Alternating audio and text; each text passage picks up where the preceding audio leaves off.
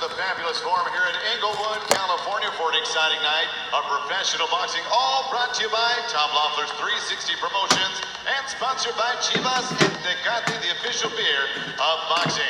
We are set to get going here, 6 rounds in the flyweight division. Introducing to you first, fighting out of the blue corner, wearing red with silver, he weighed in officially 112 and 1/2 pounds. In 12 professional bouts, his record stands even, 6 victories, 6 defeats with 3 wins by way of knockout. From Tijuana, Baja California, Mexico, here is Jose Alfredo Flores Chanez.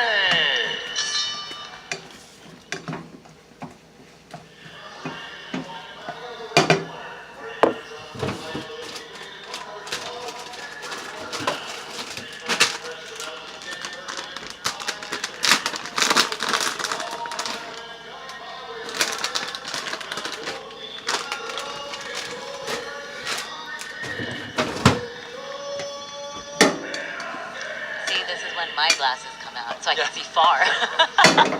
Oh, you're haters. What happened?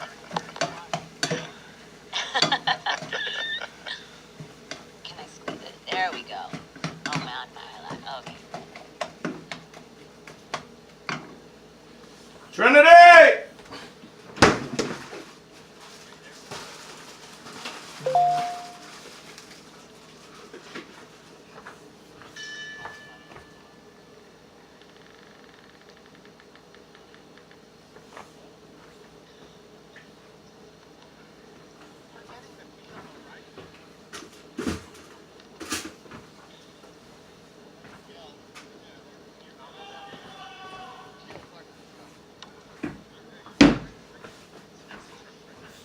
Trinity! Late!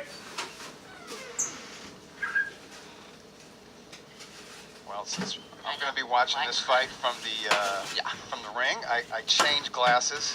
This is what happens, folks, when you get old. There we go.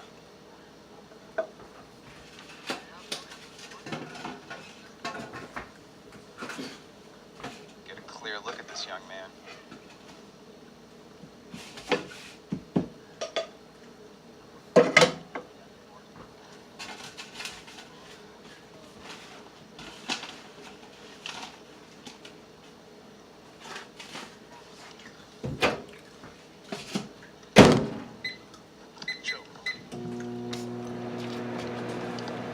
All right, we're still trying to get some technical issues worked out here. We're in the first round of our first bout of the evening. Joselito Valequez taking on Jose Alfredo Flores Chanez. Valequez comes in with the record of 5-0, 5 knockouts, 24 years old, out of Mexico, while Chanez, the veteran, is 6-6 with 3 stoppages to his credit. There we go. And folks, as promised, we are seeing boxing on your screen. Glasses change once again. There we go. Got to have a clear look at the future here. Yeah, and Valequez, as you can see on his trunks, on the side has his name in silver. He is now trained by Freddie Roach, who's very high on him. Actually, was able to work with Donnie Nietes the past month or so at the Wild Card. There's no better work. There's no better trainer. A young, up-and-coming former amateur star is going to want in his corner than a Hall of Famer, Freddie Roach. And he's got an excellent management promotional team up of Frank Espinosa and Sanford Promotions. It gets no better.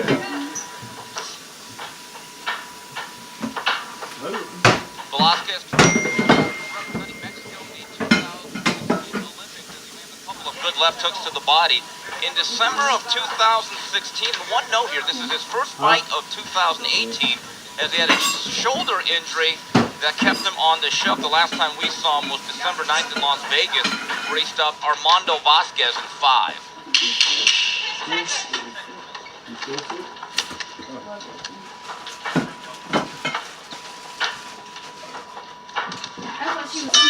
And that's the end of round number 1, and again,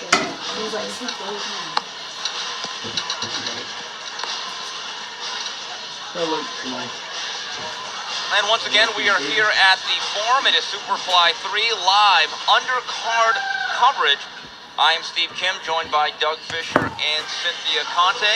We are here all the way till the beginning of the HBO broadcast, which starts at 6:45 p.m. Pacific. Cynthia, I'll go back to you real fast. Anything else stand out to you throughout the week during these events for Superfly? Let's see.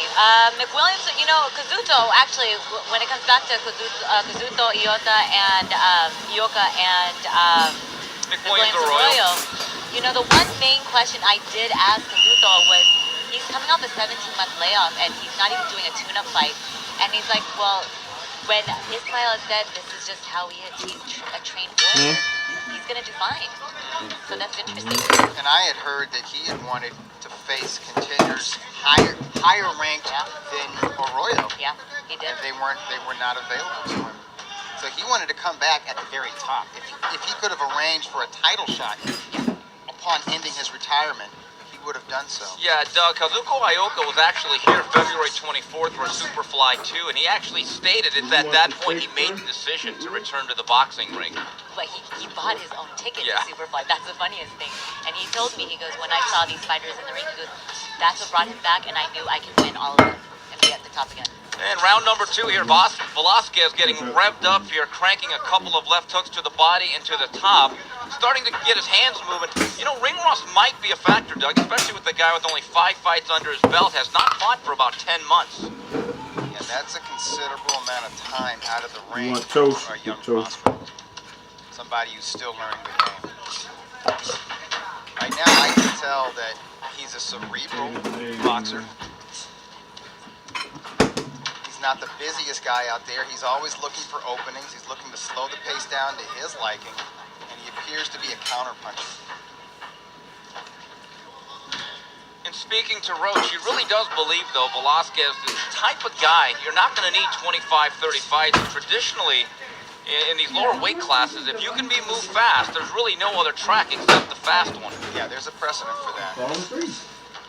Yeah.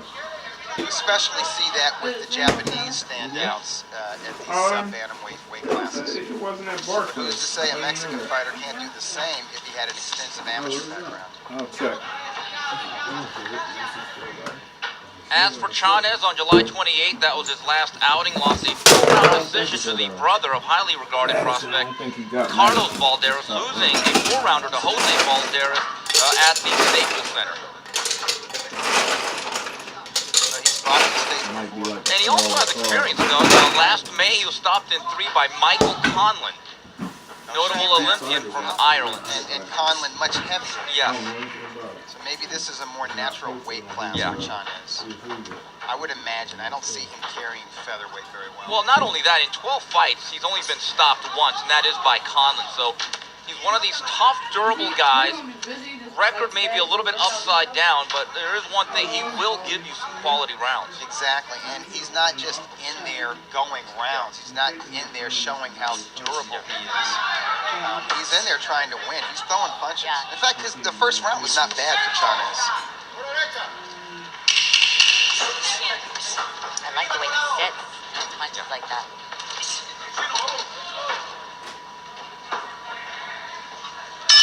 And that is the end of round number 2 between Valequez and Chanez.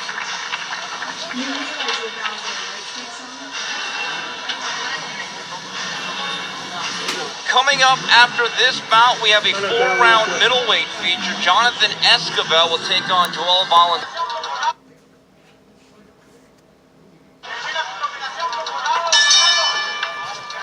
And we begin round number 3 here, Valequez and Chanez, scheduled for 6 rounds in the flyweight class.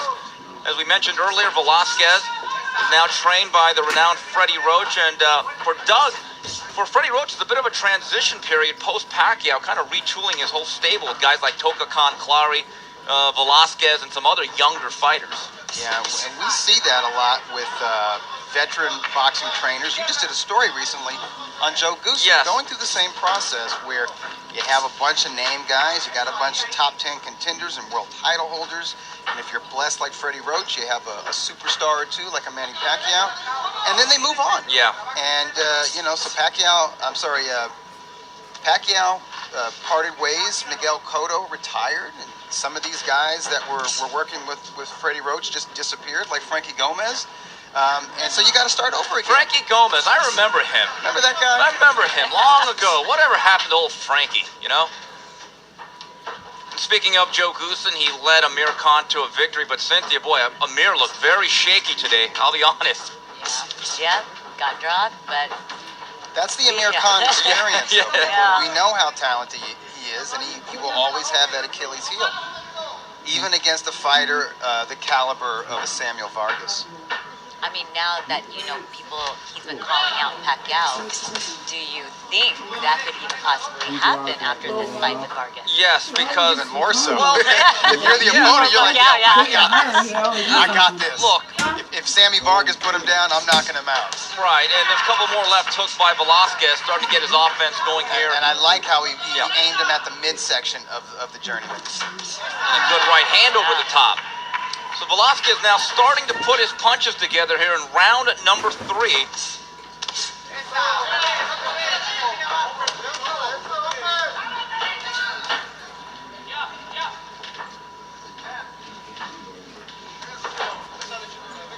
But the Amir Khan fight, just the first major main event in a very busy. Yeah. Actually, not the first. The first one might have been that Andrew Maloney fight that you Yeah. referenced from He Australia. looked very good, by the way, and he might be getting a shot at Khalil Yafai. I think it is within reason to believe that Maloney one day might be on one of these I Superfly think cards. so. I hope so. Would love to see the Maloney twins fight live. And Andrew's older brother is in the World Boxing Super Series Bantamweight tournament. So Velasquez having a big round number 3 here, probably shaking off some of the ring rust from a 9-10-month layoff. And again, nice combination by Velasquez, punctuating a very strong third frame. And Velasquez has his timing back. He didn't have it. He didn't have this form in the first round.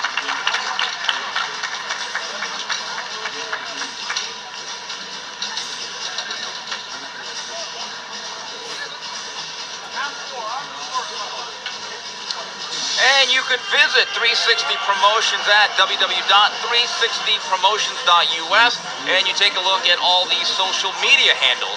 Beautiful body attack. 1-2 to the body, punctuated by a left hook, and then he gets out of position and out of range. Beautiful right cross, followed by a left hook. Both punches landed flush on the jaw of Chanez, who has solid whiskers, as we figured.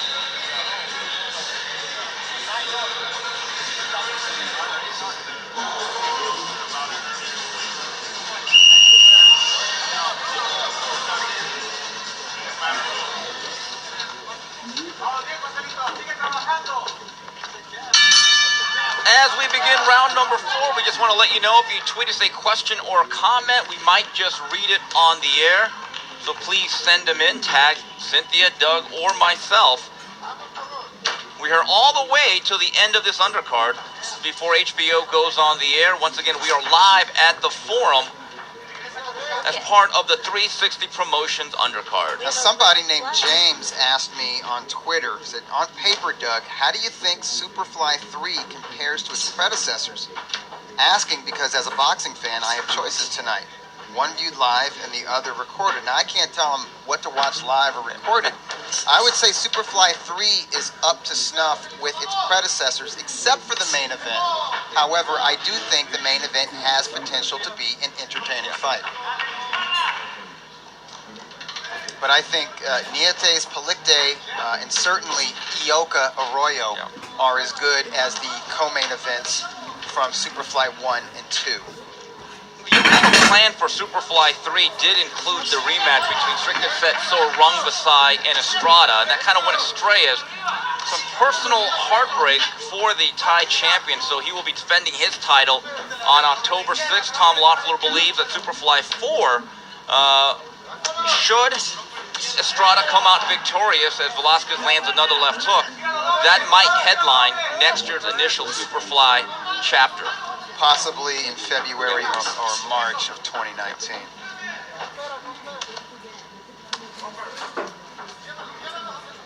Doug, given the fact that Velasquez is a young fighter, only a 6th professional bout, 10-month layoff, do you think he's better off going rounds tonight instead of a quick blowout? Yes.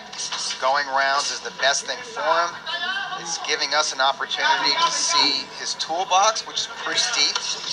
He does not look like a young fighter. He does not look like a guy who only has 5 pro bouts, all by knockout under his belt. He looks solid. He looks like a solid 8-round fighter. I see a complete game. And it's a mature game because he's not in a rush. He's not wild. I think he's a very good technician. And as the rounds go on, he becomes more and more entertaining and more offense-minded as he figures out the style of this journeyman opponent.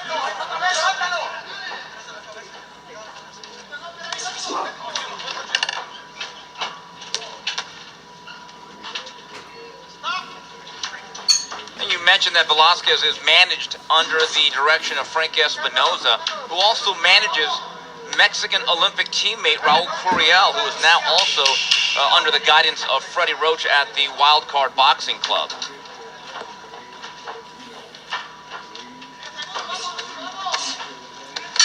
And that's the end of round number 4.